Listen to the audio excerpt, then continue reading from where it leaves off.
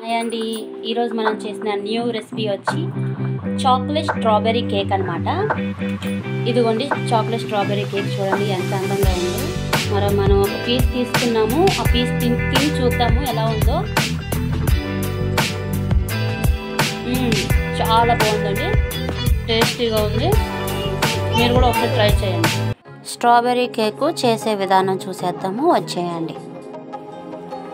ఇదిగోండి, ఇది 100 రూపీస్ ఈ బాక్స్ స్ట్రాబెర్రీస్ తీసుకొని చక్కగా క్లీన్ చేసుకొని కట్ చేసుకొని వాటర్లో శుభ్రంగా కడుక్కోవాలండి. కడుక్కొని పక్కన పెట్టుకుందాం.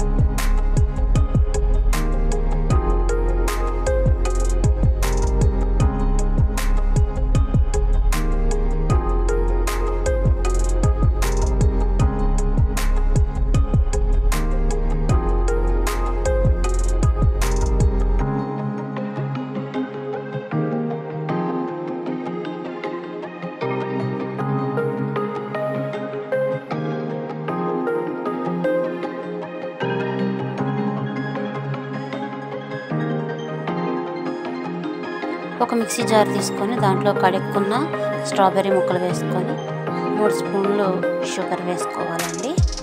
తర్వాత దాన్ని బాగా గ్రైండ్ చేసి దాంట్లో 1 కప్పు మిల్క్ తీసుకోవాలండి. తర్వాత 2 ఎగ్స్ వేసుకోవాలి. ఇది కూడా బాగా గ్రైండ్ చేసిన తర్వాత దీంట్లో కర్రీ ఆయిల్ 1 గరిటె, తర్వాత ఒక 4-5 చిన్న చిన్న ముక్కలు బటర్ తీసుకుందాం. దాన్ని కూడా గ్రైండ్ చేద్దాము. బాగా మిక్స్ అయ్యాక దాన్ని జల్లెడ బుట్ట తీసుకొని దాన్ని వేరు చేద్దాము. దాంట్లో తర్వాత వెనిలా ఎసెన్స్ 1 టేబుల్ స్పూన్ వేసుకుందాము. 1/2 కప్ కార్న్ఫ్లవర్ వేద్దాము. ఫుల్ కప్ వచ్చి గోధుమ పిండి వేసుకొని బేకింగ్ సోడా 1 స్పూన్ వేసుకుందామండి. బాగా దాన్ని జల్లిచ్చేసేద్దాము.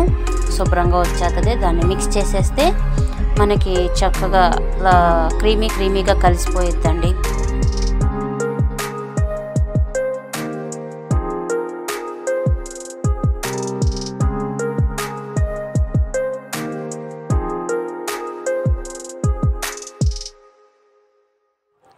ఉండలు లేకుండా క్రీమీగా కలుపుకోవాలండి. చూడండి ఎంత చక్కగా వచ్చిందో, క్రీమీగా ఇలా కలుపుకోవాలి.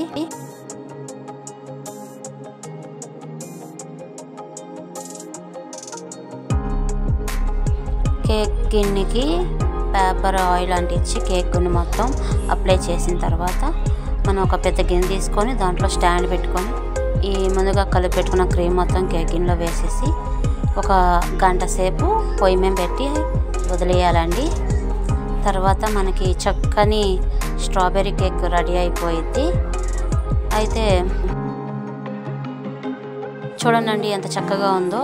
ఈ స్ట్రాబెర్రీ కేక్ వెనకాల పేపర్ తీసేసి ముందుకు తిప్పుకొని దాని మీద మనం చాక్లెట్ అప్లై చేసుకుందామండి. చాక్లెట్ అప్లై చేస్తాం. చూడండి ఎంత అందంగా ఉందో.